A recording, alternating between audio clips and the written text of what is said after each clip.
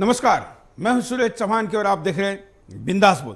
बिंदास में हम आपके सामने मुद्दा लेकर आए हैं कि क्या सट्टा जो अधिकृत करने की बात भारत में हो रही है ये कितनी सही है। क्या सट्टा अधिकृत करने से सब ठीक हो जाएगा?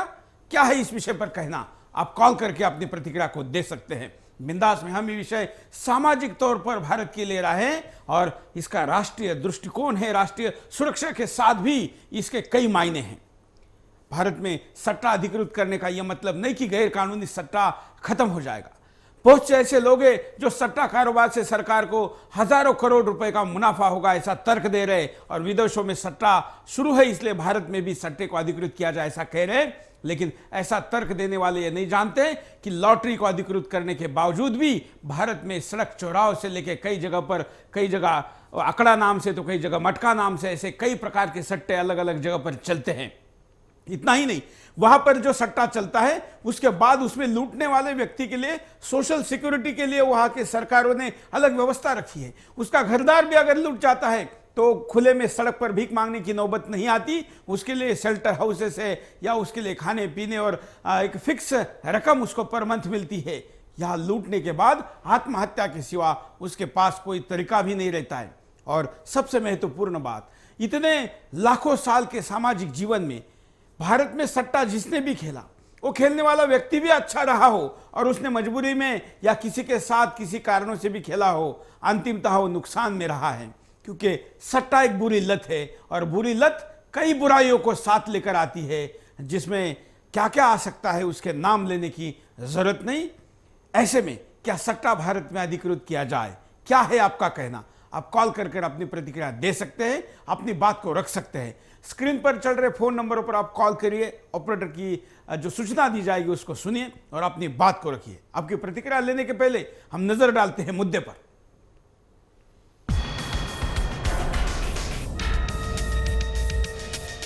अगर खेल मंत्रालय की मंशा पूरी हुई तो जल्द ही देश में सट्टेबाजी वैध हो जाएगी। मंत्रालय का मानना है कि मैच फिक्सिंग या स्पॉट फिक्सिंग जैसी गतिविधियों को रोकने के लिए ये सबसे अच्छा तरीका है। ऐसा करने से 30 खरब रुपए का कारोबार सरकारी नियंत्रण में आ जाएगा। मंत्रालय के अनुसार घुड़दौड़ की तरह कई अन्य खेलों में भी सट्टेबाजी को मंजूरी दी जा सकती है। फिक्की के एक ताजा अध्ययन के मुताबिक सरकार सट्टेबाजी से सालाना 20,000 करोड़ रुपए तक की कमाई कर सकती है। कानून मंत्रालय ने मैच फिक्सिंग जैसी गतिविधियों को रोकने के लिए प्रस्तावित नए कानून का एक मसौदा तैयार किया है। तो वहीं दूसरी ओर केंद्रीय नवीकरणीय ऊर्जा मंत्री फारूक अब्दुल्ला ने भी सरकार के सुर में सुर मिलाते हुए कहा है कि क्रिकेट में सट्टेबाजी को वैध बना दिया जाना चाहिए। ऐसे में ये प्रश्न उभर कर सामने आता है कि क्या क्रिकेट में सट्टेबाजी को कानूनी मान्यता दिया जाना सही होगा? मगर कुछ समय पूर्व सट्टेबाजों का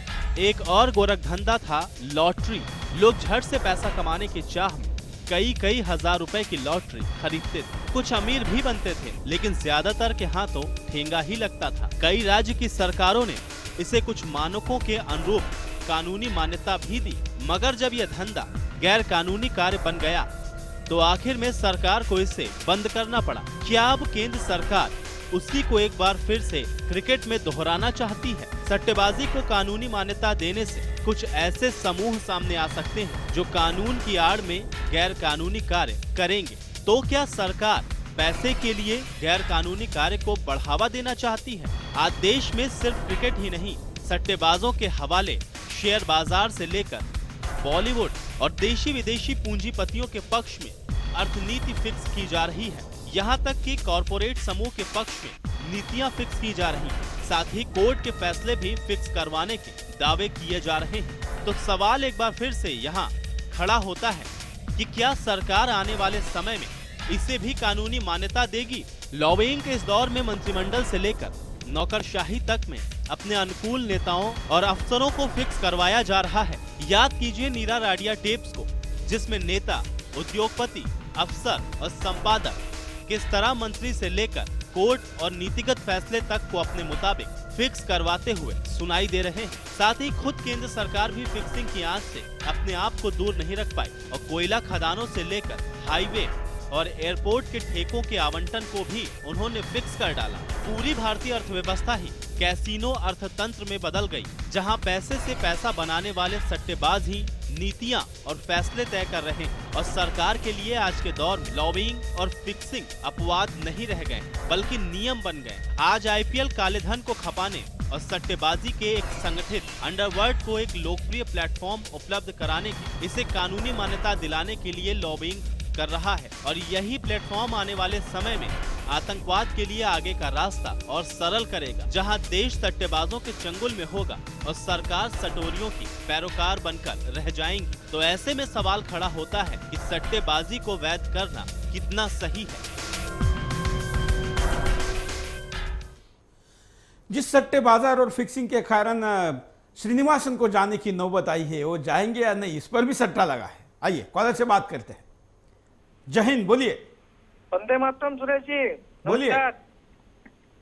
ये कहना चाह रहे हैं कि भारत में सट्टेबाजी के व्यवसाय को वैध करने का लगता है कि मुहिम चल रहा है। हाँ। जो इनकी एक कोटरी है वो इस मुहिम को चला रही है। इस मुहिम में हमारा फिक्की भी शामिल है और इंग्लैंड का पूरे कप्तान जेफरी बायकॉट भी शामिल है। वह कहता है कि भारत में सट्टेबाजी के व्यवसाय को अगर वैध कर दिया जाए तो जो है लोग इसको नहीं करेंगे, यह अवैध है, इसीलिए लोग इसे करते हैं, सट्टेबाजी लगाते हैं। अब ये तो इस तरीके की बात हो गई कि जैसे जो है अगर हेरोइन पीना वैध कर दिया जाए तो लोग हेरोइन पीना छोड़ देंगे इस देश में।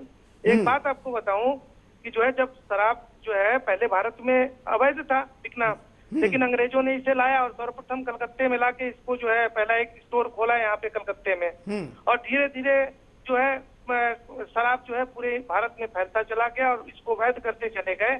आज घर घर में शराब एंट्री कर चुका है। अब इसे लोग बुरा भी नहीं मानते हैं। तो इसी तरीके से क्या चाहते हैं ये हमारे देश के नेता, क्या चाहते हैं कि घर घर में बैठ के लोग सट्टा खेलें, काम धाम छोड़ दें, कोई काम ना करें। मैं आपसे एक अनुरोध करना चाहूंगा कि मैच फिक्सिंग पर ज्यादा ध्यान मत लगाएं। इससे बहुत बड़े बड़े घपले और घोटाले पर्दे के पीछे चले गए हैं। राष्ट्रीय संप्रभुता से समझौता हो रहा है। कहीं कांग्रेसियों की या सट्टेबाजों घोटालों की कोई नई चाल तो नहीं, असल मुद्दों से ध्यान बटोरने के लिए। और एक चीज आपको बता दें कि अभी क्रिकेट में ही नहीं, सट्टेबाज तो बीते दिनों चाइना और भारत में युद्ध हुआ कि नहीं, इस पर भी सट्टा लगवाने लगे थे। तो ये जो है राष्ट्र के लिए बहुत ही नुकसानदेह है और इस प्रकार से मैं चाहता हूं कि इस तरीके का डिस्कशन ही ना हो तो ज्यादा अच्छा है, क्योंकि ये डिस्कशन करवा के ये इस चीज को वैध करवाना चाहते हैं।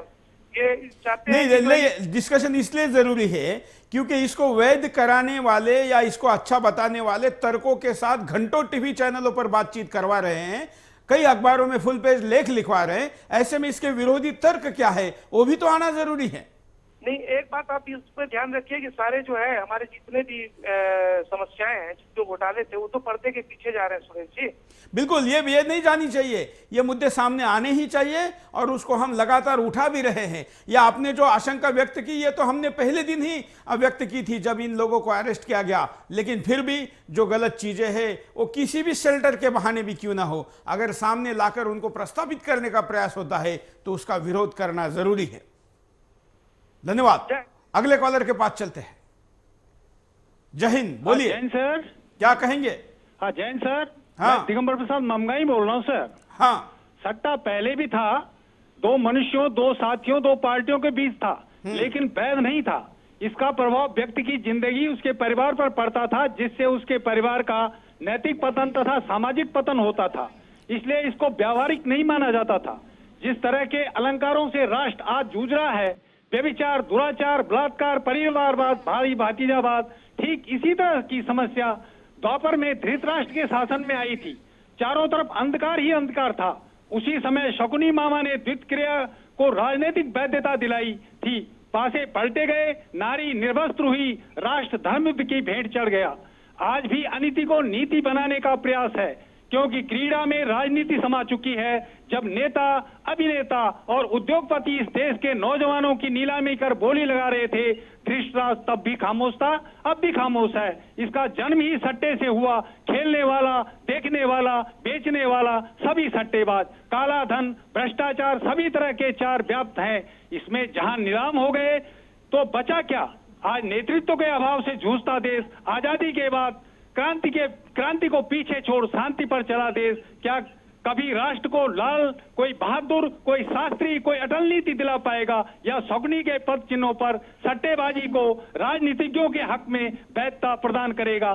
धन्यवाद, नमस्कार। वाह, बहुत अच्छी बात यहां पर कही है कि आपको शकुनी की तरह अनधिकृत चीजों को, अनैतिक चीजों को अगर नैतिकता दिखानी है, उसको अधिकृत करना है, तो उसका दुष्परिणाम पांडवों जैसे सज्जनों पर भी होना तय है। इसलिए इस देश के जो लोग कहेंगे कि भले अधिकृत हो या अनधिकृत हो, हम इसको नहीं खेलेंगे, हम इससे दूर है, हमको इससे क्या मतलब है, याद करिए महाभारत को कि आपका भी नंबर आएगा। अगले कॉलर। हाँ नमस्कार सर, मैं राजकमल मुंबई से बोल रहा हूँ। बोलिए सर। 6 साल पहले आईपीएल के जो पाप का घड़ा बनाया गया था वो फूट गया है। अब इसमें नए रास्तों की तलाश की जा रही है।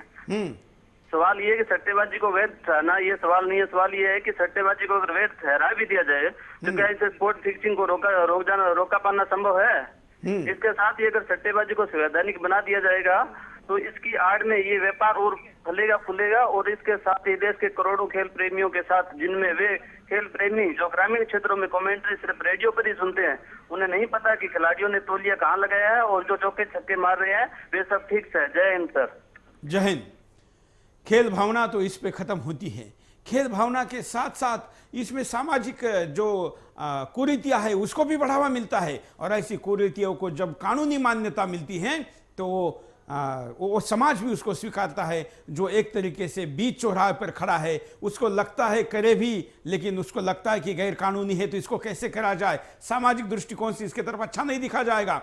बहुत बड़ा वर्ग अविचारी इस प्रकार का होता है जो ज्यादा डीप में जाए बगैर चीजों को स्वीकारता है। वो ही ऐसे मान्यता मिलने के कारण अगर उसके तरफ झुकता है तो समाज के बहुत बड़े वर्ग को उसके तरफ जाने के लिए आप प्रेरित कर रहे हैं। अगले कॉलर के पास चलते हैं। जय हिंद। जय हिंद सुरेश जी। बोलिए। वशिष्ठ बोल रहा हूँ जी। हाँ, आज के मुद्दे पर मेरा कहना है कि सट्टेबाजी को वैध करना गलत है। हाँ सुरेश जी, सट्टे की एक और बहन है, वह है लॉटरी। देश के कई राज्यों में इस पर प्रतिबंध है, परंतु कुछ राज्यों ने लॉटरी को ऑनलाइन कर दिया है। मान्यवर बरसात पर सट्टेबाजी, बच्चे पर सट्टेबाजी, पुत्र होगा या पुत्री इस बात पर सट्टेबाजी। पीने वालों को पीने का बहाना चाहिए। सटोरियों में मटका लगाने वाले के पास एक घर होता है, परंतु मटका मास्टर अपने पास 99 घर रखता है। देशवासियों का भविष्य व जीवन खतरे में है। ये तो वही बात हुई, अंधी पीस रही है और कुत्ते चाट रहे हैं। धन्यवाद। धन्यवाद। बहुत अच्छी बात आपने कही है कि जहां पर सामाजिक समस्या इतनी बड़ी पैमाने पर है, 99 घर जब सतोड़ी अपने पास रखता है, तो ऐसे में सट्टा खेलने वाला कितना सुरक्षित है। और पहले ही जो जहां का जीवन इतना सुरक्षित बना हुआ है, सरकार और उसके पास असुरक्षितता के और मौके क्यों लाना चाहती है। हम आपको एमएमएस दिखाते हैं। मेरे हिसाब से लीगलाइजेशन बहुत सही चीज़ है। लाइक अगर आप आज वर्ल्ड में जो टॉप कंट्रीज देखते हैं, डेवलप्ड कंट्रीज देखते हैं, चाहे वो यूके हो या यूएसए हो, कोई भी कंट्री हो, सब जगह ये लीगलाइज है। हम अगले कॉलर के पास भी चलते हैं, आप भी कॉल कर सकते हैं। जय हिंद। बोलिए। जय हिंद। मेरा नाम सुनीता पांडे, झांसी से बोल रहे हैं। हाँ। आईपीएल है, क्रिकेट जैसे खेलों पर लगने वाले सट्टे अगर सरकार बंद नहीं करा पा रही है तो ये उसकी बहुत बड़ी अक्षमता है। इसका मतलब सरकार सट्टेबाजों के आगे घुटने टेक रही है। यदि सरकार सट्टे को वैध ही करना चाहती है तो वह उसके ऊपर बहुत बड़ा टैक्स लगा दे, जो किसी भी कीमत में 40% से कम ना हो। तभी सट्टे को वैध करना उचित माना जाएगा। इसे पूरे तरीके से पारदर्शी होना चाहिए और हर 6 महीने में इसका ऑडिट होना चाहिए। धन्यवाद। जय हिंद।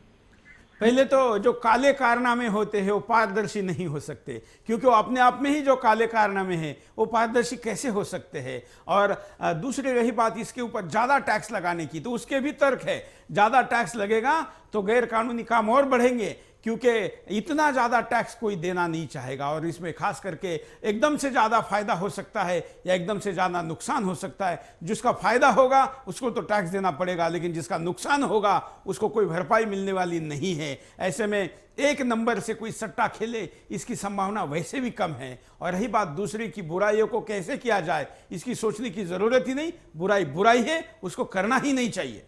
अगले कॉलर। जय हिंद। सुरेश जी नमस्कार। बोलिए। हिमांशु बोल रहा हूं मैं अमेरिका से। हाँ। आज सट्टेबाजी को जब हम लीगलाइज करने की कोशिश कर रहे हैं तो इस बात से यह समझना जरूरी है किसी चीज को रेगुलेट करना और लीगलाइज करना, इसमें बहुत बड़ा अंतर होता है। जब हम किसी चीज को लीगलाइज कर देते हैं, इसका मतलब यह है कि वो चीज एथिकल और इकोनॉमिक तीनों चीजों पर देश की अखंडता और संविधान के लिए सही बैठती है और देश की संस्कृति के हिसाब से होती है। हम अगर आज इस तरीके की चीज को लीगलाइज करते हैं तो इसका मतलब यह है कि हम हर चीज को एक व्यापार योग्य नजर से ही देख रहे हैं। न तो माँ, न पिता, न भावनाएं, न संस्कृति, न किसी प्रकार की नैतिकता की कोई मूल्य रह जाएगा अगर हम इसी चीज को लीगलाइज करेंगे। आप इस बात को थोड़ा आगे बढ़ा करके देखिए, कल ऐसा होगा कि अगर हम रेप को कंट्रोल नहीं कर पा रहे हैं तो रेगुलेट करने की जगह रेप को भी लीगलाइज कर देंगे। पॉर्न कंट्रोल नहीं कर रहे हैं, पॉर्न लीगलाइज कर देंगे। बहुत सारे यूरोप के देशों में संस्कृति इतनी, उनसे पॉर्न कंट्रोल नहीं हुआ, उन्होंने पॉर्न को लीगलाइज कर दिया है। आप खुला बैठ के जो करना है करिए, इतनी गंदी स्थिति है। इसी चीज को हम आगे बढ़ाते जाएंगे, इसके बहुत ही नकारात्मक हमें मिलेंगे रिजल्ट। ये है कि काला पैसा और देश में आएगा, आतंक का पैसा और देश में आएगा, पेट्रोल डॉलर्स को व्हाइट मनी में कन्वर्ट कर करके हमारे देश में बम विस्फोट और आतंक किया जाएगा, जो कि हो रहा है, उसको और बढ़ावा मिलेगा।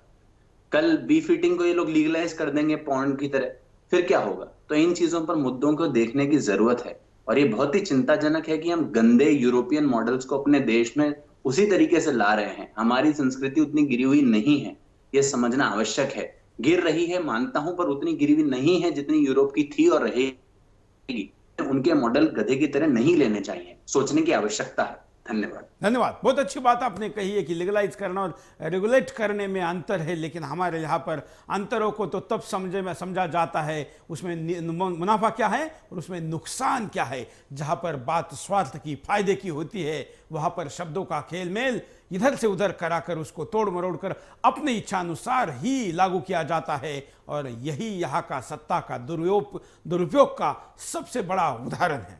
अगले कॉलर के पास चलते हैं। जय हिंद, बोलिए। जय हिंद सुरेश जी। हाँ, क्या कहेंगे?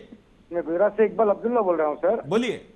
सर मैं ये कहना चाहता हूँ कि इस देश को सरकार ने सत्ते में इस तरीके से डाल दिया है। अभी कल हमारे यहाँ संसद के चुनाव होने हैं बनासकांठा में। हाँ। उस पर भी, संसद के ऊपर भी अभी सट्टा लगा हुआ है सर। बुक्की लोग अपना लैपटॉप लेके बैठे हुए हैं और सट्टे की तैयारी में है। और दूसरी बात ये है कि जब जैसे कि दिल्ली के अंदर क्रिकेट खेला जाता है या हैदराबाद में स्टेडियम के अंदर, तो वहां पे 3 बॉल होते हैं सर, तो यहाँ पे 2 बॉल दिखाया जाता है। ये टीवी जो चैनल है जो दिखाती है वो भी गुनहगार है इसके अंदर सर। सोनी मैक्स है या 10 स्पोर्ट है, ये लोग फर्क रखते हैं उसके अंदर और बुक्की को 1 बॉल का मौका देते हैं और देश की गरीब जनता को इस तरीके से लूटते हैं कि 1 बॉल के ऊपर करोड़ों अब्जों का सट्टा लग जाता है सर। तो इन चैनलों के ऊपर भी कार्रवाई की जाए सर।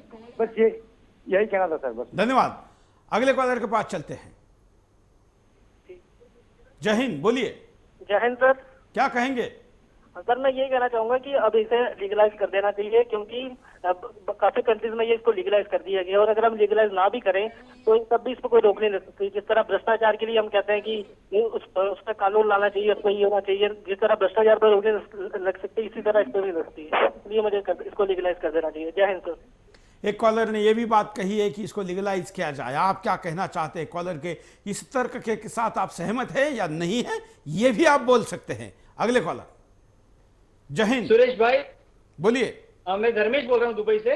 हाँ। मेरा कहना यह है कि जो आईपीएल है वो बंद करनी चाहिए। उसमें टोटली ब्लैक मनी जो है बिजनेसमैन लोग है, अंडरवर्ल्ड का पैसा लगता है और इसको बैन ही करना चाहिए, क्योंकि यहाँ पे सब ये और अपनी गवर्नमेंट भी बराबर सही नहीं है और अपनी गवर्नमेंट ये कर रही है कि दूसरा ध्यान हटाने के लिए पब्लिक को आईपीएल के बीच में डाल दिया है ताकि दूसरी न्यूज ना देखे, पब्लिक आईपीएल में देखे और ये नौजवान बच्चों को भटकाने का रास्ता है ये। बिल्कुल, धन्यवाद। अगले कॉलर के पास चलते हैं। जय हिंद, बोलिए। हाँ जय हिंद सुरेश जी, मैं रोहित बोल रहा हूँ महाशिनगर नोएडा से। हाँ सुरेश जी, सबसे पहले तो मैं ये आपसे कहना चाहूंगा कि इसको अगर हम लोग बात करते हैं कि सट्टेबाजी को बैच करना, अगर हम आईपीएल लेके करते हैं तो आईपीएल में आप ये एक आईपीएल किसी देश को रिप्रेजेंट नहीं करता है। आईपीएल सिर्फ एक पर्सन को रिप्रेजेंट करता है, एक इंटरटेन को रिप्रेजेंट करता है। किसी, मेरे हिसाब से मुझे नहीं लगता। अब अगर इसमें इंटरटेन में किसी ने सट्टेबाजी की तो उसने गलत क्या किया, लेकिन अगर आप देखिए यहाँ बोलना चाहिए था उस पर कोयला घोटाला। आज की डेट में घोटाले के अलावा कुछ नहीं हो रहा है। उस पर किसी सरकार ने, हमारी सरकार ने कोई कोई एक्शन नहीं लिया, इतनी जल्दी इंक्वायरी की बात नहीं की। आज इस्तीफे हो रहे हैं, इस्तीफे की डिमांड हो रही है, बाकी और चीजों में क्यों नहीं हुआ?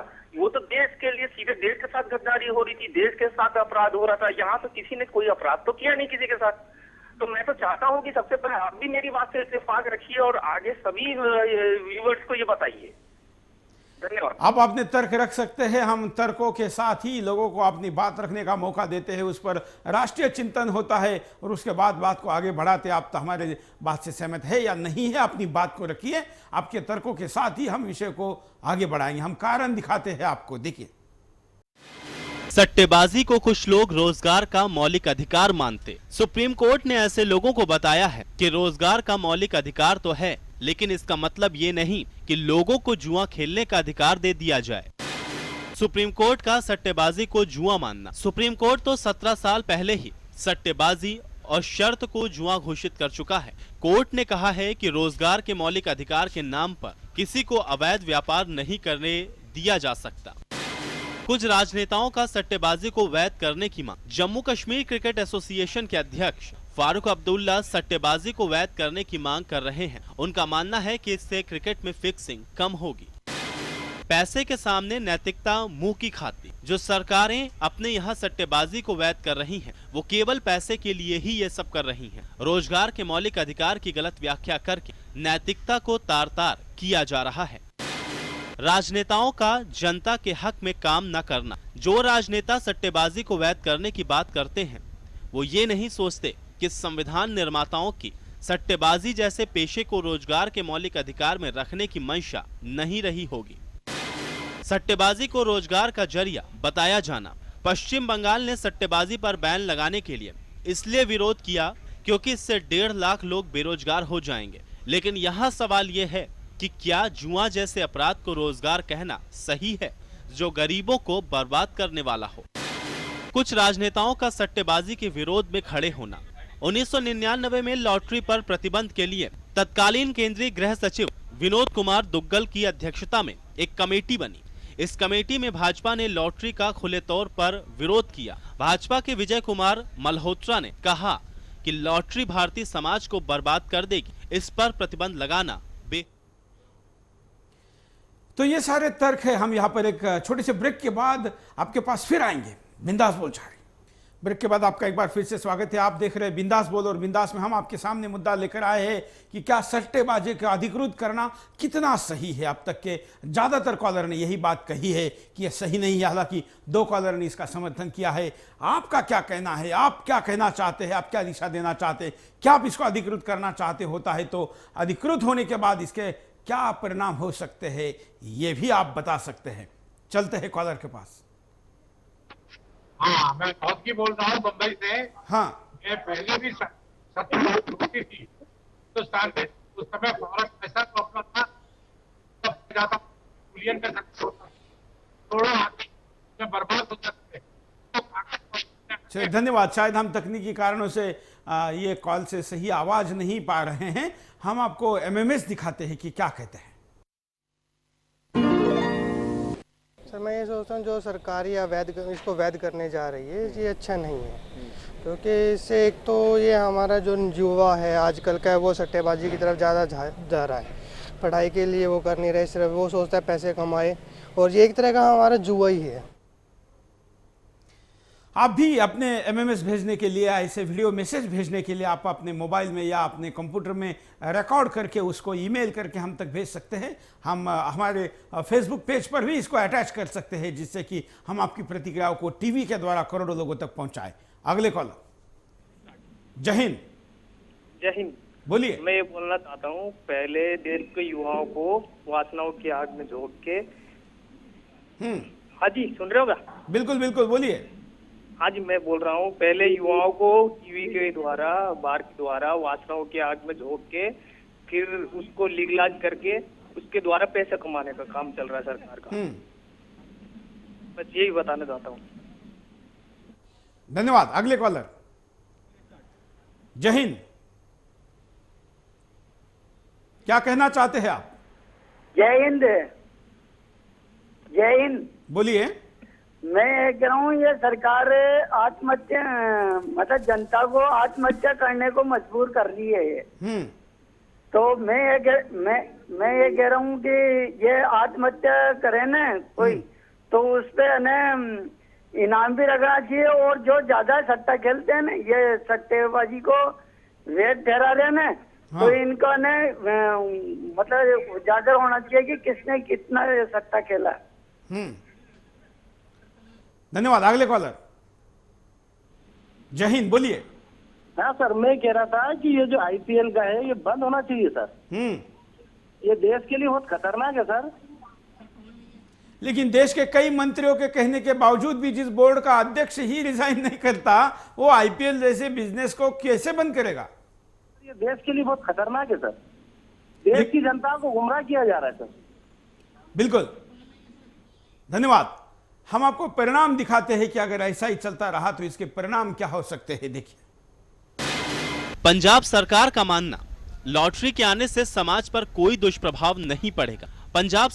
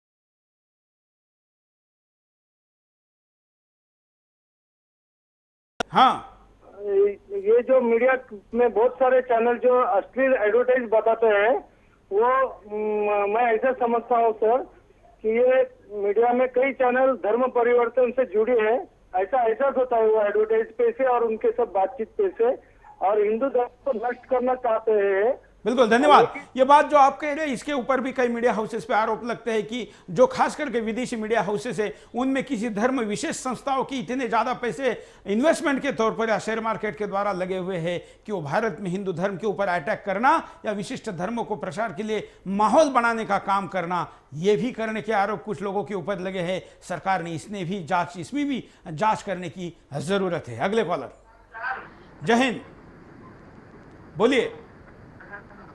वास्तव में पत्रकारिता बिजनेस ओरिएंटेड हो गई है, पत्रकारों के हाथों की कलम। धन्यवाद। हम यहां पर रुकते हैं एक छोटे से ब्रेक के लिए। ब्रेक के बाद दोबारा आएंगे। बिंदास बोल जारी है।